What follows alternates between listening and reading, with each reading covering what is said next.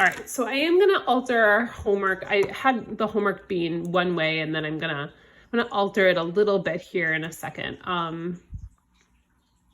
So I'm trying to decide how far to go with this. So I'm just gonna maybe do a few more examples, and then we'll just shorten the homework up to make sure you guys feel comfortable with what we're doing right now before we move on to a little bit more in this section. So this section is gonna end up being 2 parts.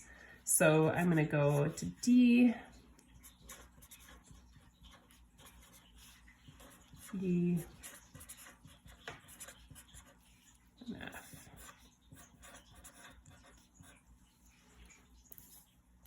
All right, so we'll do a few more here, and then I'll give you the homework just to make sure you're feeling okay with this before I add another little piece onto this. Sometimes in my head it seems like it isn't too much, and then it is. So let's start with letter E. That's a little bit easier one, and then I'll work to these other problems. So asking us to evaluate this. So again, I'm going to switch to the exponential form. So 4 to, again, I don't know the power. So you can call it a question mark or an X. So I'll call it an X this time, equals 64.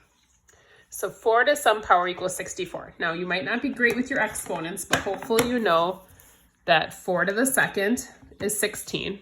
So we need to go a little higher than that. 4 to the third, there we go, is 64. Whoops.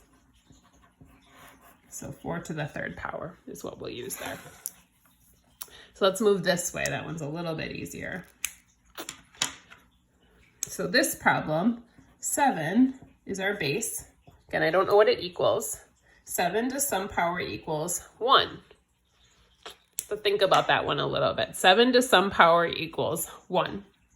So in this case, you might be kind of stumped, but maybe you can think about what always makes something equal 1 when it's being raised to a power. So again, if I try 7 to the first power, that's 7, too big. I need to go smaller. 7 to the -1, smaller. That's too small. I want it to be 1. Well, in between there, we have a 0. Don't forget that anything to the 0 power equals 1. So X in this case would just be 0. And then finally, letter D. So I'm going to do 1/2 as my base to the power we don't know equals 8. Well, this one again is a little bit confusing because we have a fraction and we're raising it to a power and it should equal 8. Well, a half, if I raise that to a bigger number, so if I do 1/2, you can do it that way, to raise it to like the second power, I get a decimal. Same thing if I change it and make it like the third power, I get an even smaller decimal. So I'm going the wrong direction. I just did the same number again, the fourth power. So even smaller decimal. So I have to go the other way. So the other way, 0 would be 1.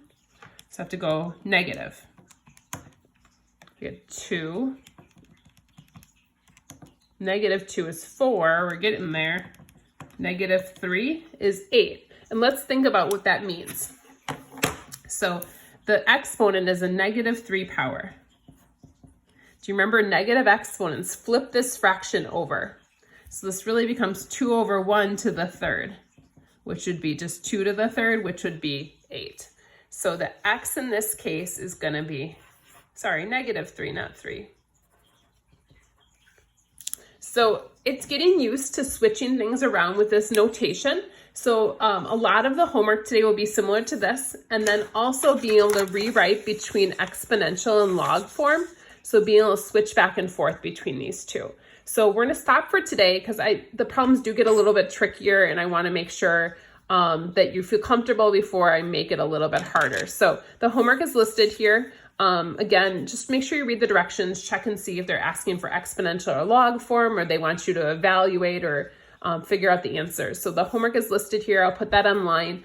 Let me know if you have questions. A reminder that if you're thinking of retaking that last test, you just have to reach out to me. You have to get your homework done, and then I will give you the old version of the test to make corrections on, and then I would release a retake to you. So let me know. Hopefully things are going well for you. Let me know if I can help in any way. Thanks. Bye-bye.